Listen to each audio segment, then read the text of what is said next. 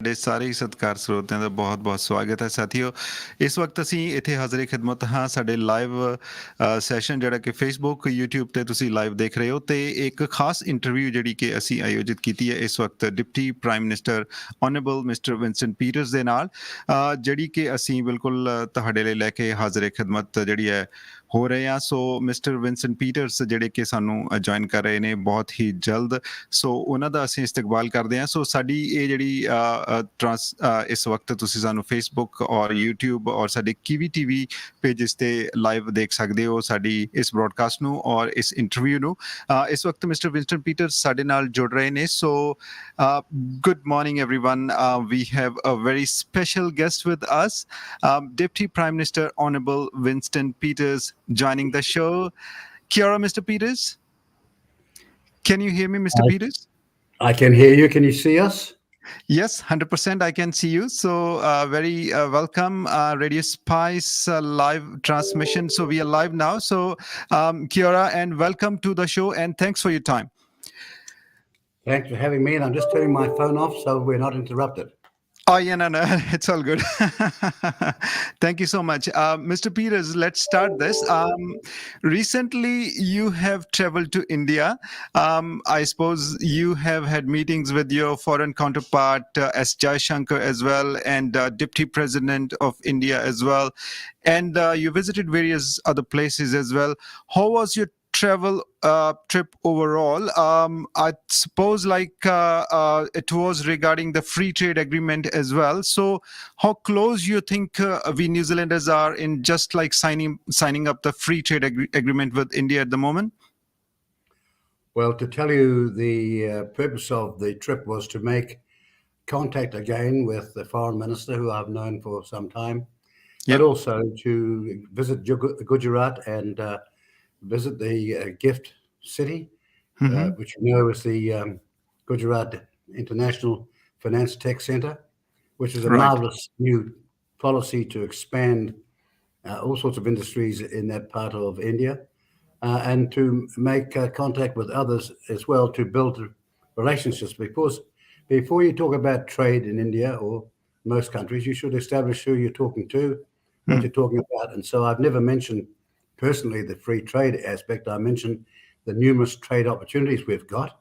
Right. We think there's many after this visit. Right.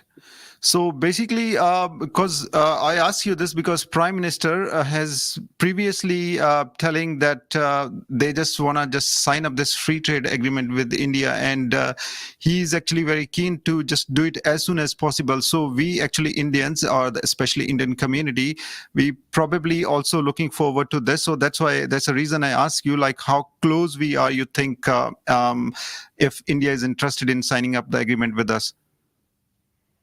It took Australia 15 years to get such an agreement, and that's why I've not taken that approach personally. I've taken the view that we can establish numerous trade connections of great value to India and our country.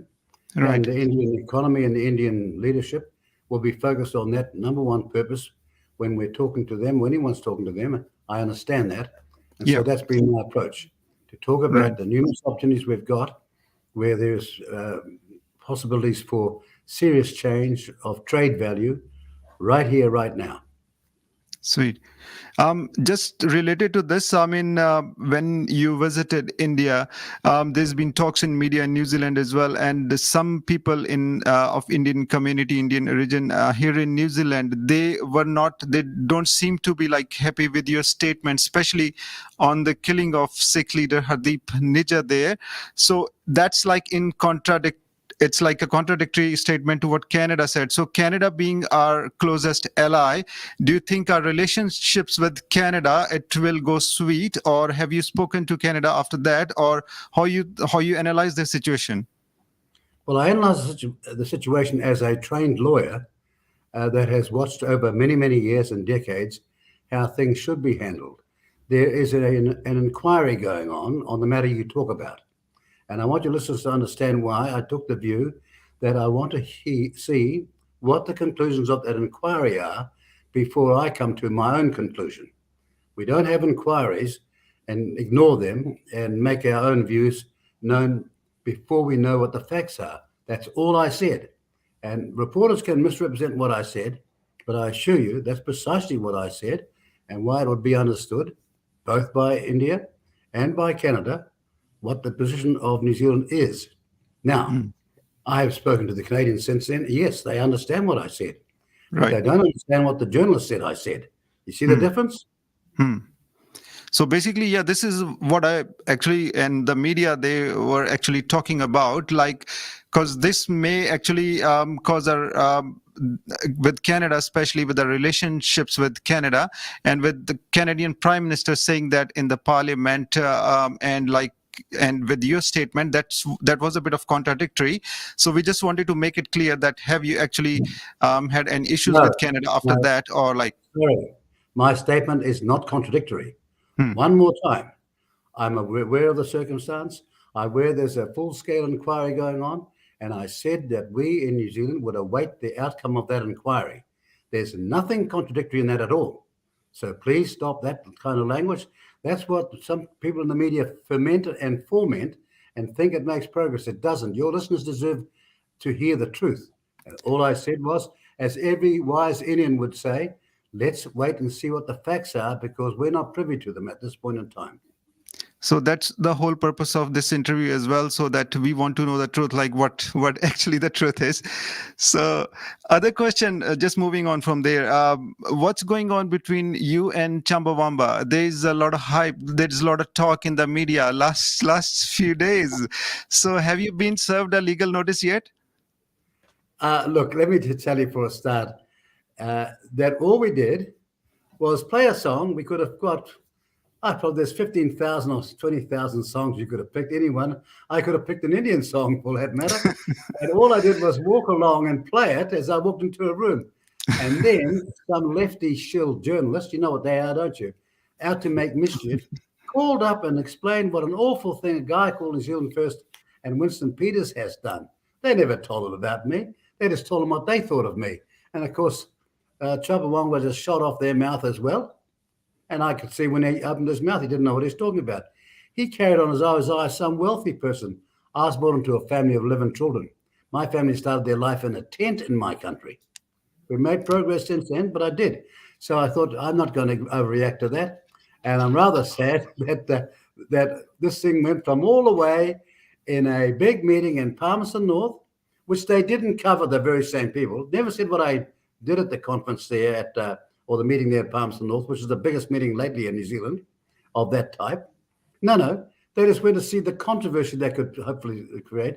Then I find myself on the BBC, Australia, Sky TV, and all the way to CNN. I had no idea they were going to have such a devastating effect, but they're about making mischief, not about telling people the truth. Right. Now, So you don't know one thing, and all your listeners know one thing that I spoke about in my State of the Nation at Palmerston North. No, you've heard everything about what some jerk journalist thinks. Now, there are fine journalists, as you know, fine reporters, you know, fine responsible media people, as you know, and then there are the others, and I'm talking about the others. I don't know why media is sometimes misrepresenting your statements, or like they just kind you like portray you in a different way. But I suppose you are the person who was actually concerned with the media, one of the media channels shutting down recently, isn't it? Well, we're the only party that had a media policy because we think the fourth estate, the media, and a free, unbiased media is critical to any democracy. Be certain of that. A responsible media, unbiased, professional, is critical to democracy. We all need to hear, to make decisions, we need to hear the truth, or hear everybody's part of the story. Let the public then make up their mind. So basically, I'm afraid some people in the media thought they were going to smash me in the last campaign, the one before that, and they've failed. And so they're very slow. Some of them are slow learners. Right. So especially even with your Palmerston North speech as well. So media kind of made it like as a big issue. I mean, with your statement, do you still stand by your statement? What you said, like comparing the coalition government with Nazi Germany, and why actually we want to know. Our listeners, audience wants to know why was that that you said that in your speech in Palmerston North. You see, but this is disappointing. You're going on what you heard from the media, Hmm. not what I said at Palmerston North. Even Yes. though it's on YouTube, anybody can see it. They can hear with great clarity what I'm saying now is to be the truth. I said that members of the party Maori, a member of the party Maori, the Maori Party, had said that Maori had superior DNA. Hmm. That means that they're racially superior. The moment you stand down that path, that looks like the beginnings of Nazism. That's all I'm saying. Instead of treating people as equal, no, they're saying we are superior. That means the rest of us are inferior. See where this goes? That's all I said. Now, every journalist knows that because my evidence is go online now, go and see on YouTube what I said at the Palmerston North speech. Right. So that's why we just wanted to make it clear from you. And just moving on from here, just let's talk about some of the policies that you promised and you campaigned on in this election. One of your main policies that actually draw attention. Many people liked it as well. And I just wanted to know, like, do you still have plans to build a new prison? We certainly have plans to build sufficient incarceration centres so that we've got a sound prison policy. We are out to defend and protect the victims and their rights, not the criminals and the offenders and their so-called rights. Now, they've got rights, but they are not superior to the rights of the victims who have been forgotten in our country. So what we've said is we're not going to hit people over the wrist with a wet bus ticket when they've committed serious crimes. No, we're going to put them away in prison for, first of all, punishment and then rehabilitation in that order. So, how many prison you actually looking to build? Because what we have seen past few years, the number of gang members, it's basically outnumbered the police at the moment. Situation is very alarming. The crime rate in New Zealand has really gone up, and over the last few years, it's been ever increasing. Number of ram raids, theft, smash and grabs, and all that. Common New Zealanders, they don't feel safe. What's your take on this? Well, our take on this is that crime pays. And the reason why you get this sort of criminality is because they get away with it, because crime has been profitable. Our job is to ensure that crime doesn't pay, that there will be consequences at all levels. When young people committing crime, we want to know where the parents, where the caregivers were. So it's a serious work in progress. We're going to increase our police numbers to better be able to do the job, and we're going to ensure they're going to have the powers and the backup to do the job. But of late, we've seen an appalling circumstance where the previous government just set out to cut prison numbers. They didn't have a reason for saying that, didn't have a paper to back it up, they didn't have any strategy. They allowed it to happen, and you saw all sorts of New Zealanders scared to walk in their streets. You're right about crime in New Zealand, and we need to turn that around because both for the people who live in New Zealand and those that visit New Zealand, security for them and our businesses and our small shops, all of those people, no matter where you live, is important. We're making it a priority. Do you think it can be controlled now in New Zealand? Because some people, they just believe it's out of control. Well, they're entitled to think that because that's the way it's looked in recent times, and they've seen politicians waving their hands about and making commitments that they've never backed it up on. The difference is my party's got a record. When last in power, we increased the police force, not by 1,800 frontline. We trained 2,338 new officers in that tranche of training. But we've had too much, what you might call the loss of police officers, many going to Australia and many who got put off of the system they were in. And so we're setting out to rebuild those numbers. So I'm not asking people to believe what I'm saying. I'm asking people to believe what my past record is. And only one party's got a record in this country of when they've had political power, dramatically addressing the police numbers per 1,000 to come more alongside Australia and other countries who have a more safe system in their lands. Right. So what's the number actually you're looking at in next 2 years, especially police numbers? Because National says the realistic number is 500. What, according to you, is a realistic number? No, National didn't say the realistic number. National didn't say that. New Zealand First said that. It's part of the coalition agreement. How did you get the idea it was National Party's policy when it's been a Because they've very... been talking about. So basically maybe it could be your policy, but they've been talking about it. What do you? That's why I asked you. Not foolish. No, it's not could be. Everybody knows it's New Zealand First policy. It's been a huge controversy about the timing of that. And everyone recognises, and the minister has admitted that New Zealand First's policy is for 500 extra. It's our policy, and they're going to do it the next 2 years. So I can't believe I'm having this controversy after it's had such big headlines accentuating which party is behind this change of increased numbers. So basically, do you normally talk with the Prime Minister on a regular basis regarding all this? And is especially this issue being discussed, like the increasing crime rate and increasing the number of the police? Of course, it was part of our coalition talks. And since the coalition was formed, we've mentioned it constantly and the need to get on with the job. And that's what we're doing.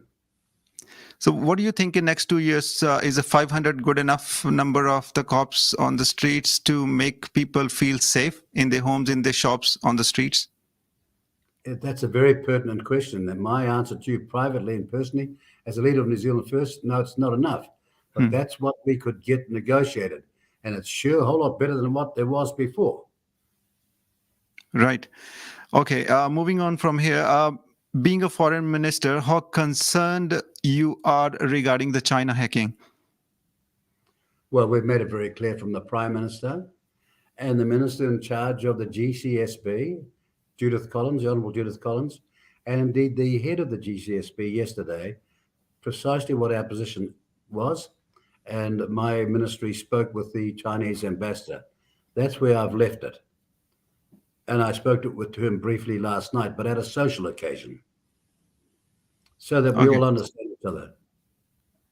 So do you think, because like it's there is a talk in the media and everybody is like kind of discussing it, that interference of China, it can be probably not good for New Zealand, but like I think what do you are actually a supporter of stronger New Zealand-China ties? Or how you think New Zealand-China relations are?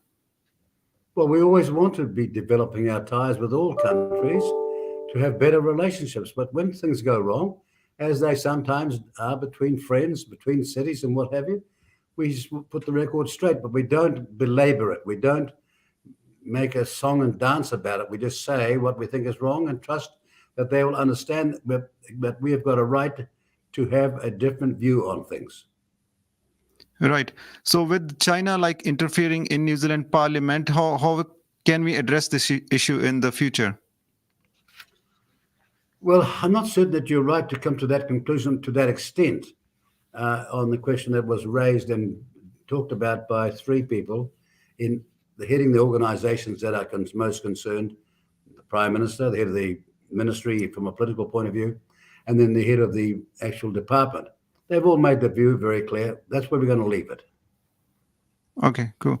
I just want to discuss another thing with you. I know it's not your portfolio, but it's a very important issue as well. Because it's related to immigration and net migration in New Zealand. So this year, it's been record high net migration in New Zealand.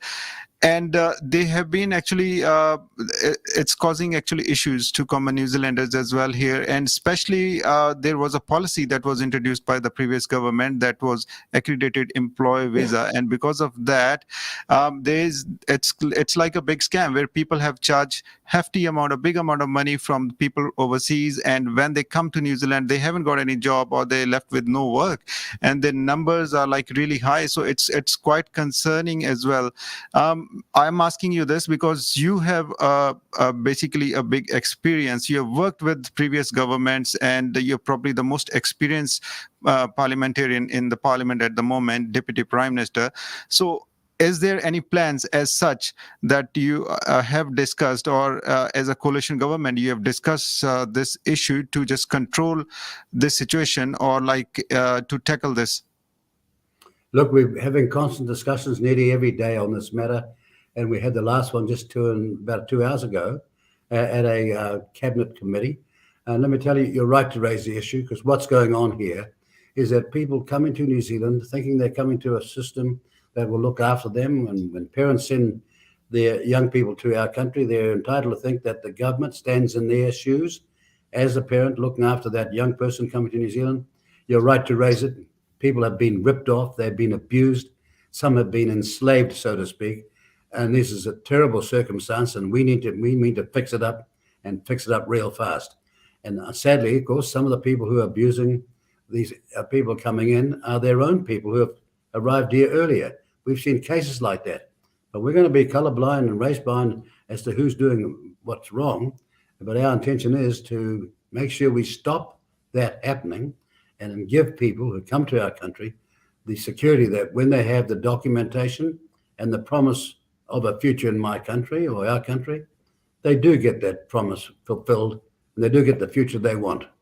That means we've got to tidy up the whole system, and we're working seriously hard on it now.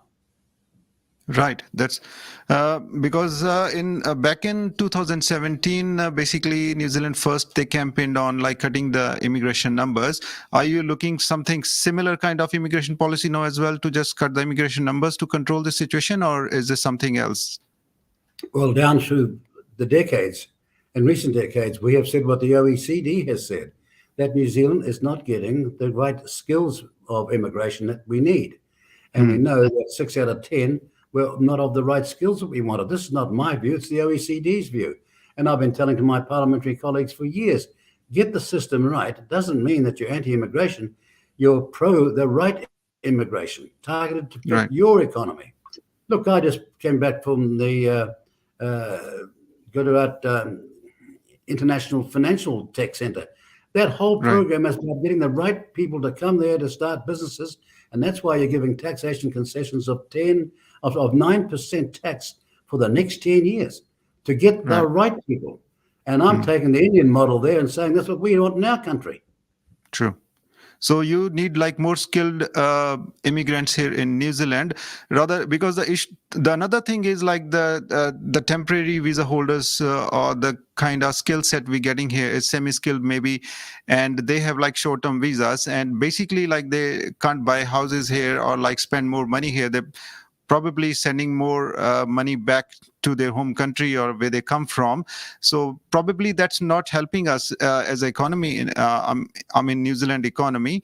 So basically, if more skilled migrants come here and they stay here permanently and they spend more money here, and that probably can, you're right, actually, I agree with you on this. Another question actually I wanted to ask you as a coalition.